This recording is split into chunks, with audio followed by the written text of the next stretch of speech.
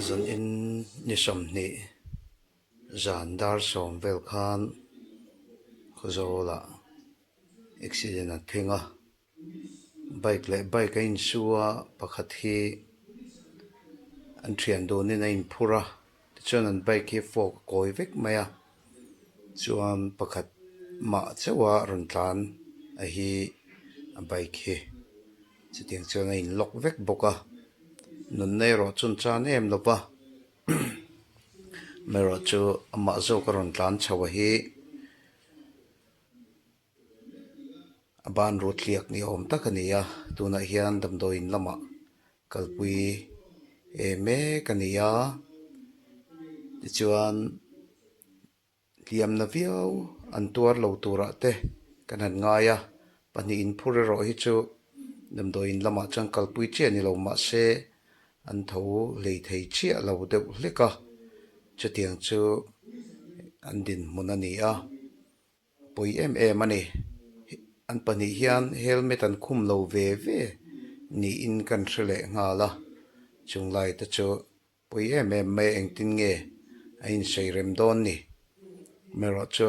lom om deuh me chu nun na cha nan om lo hi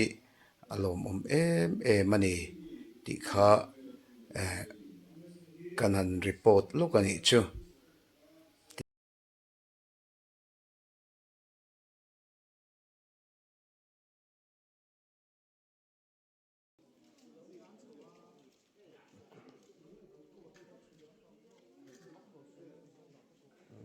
kut liak ni om tak ani chu kan din hmun ani hmel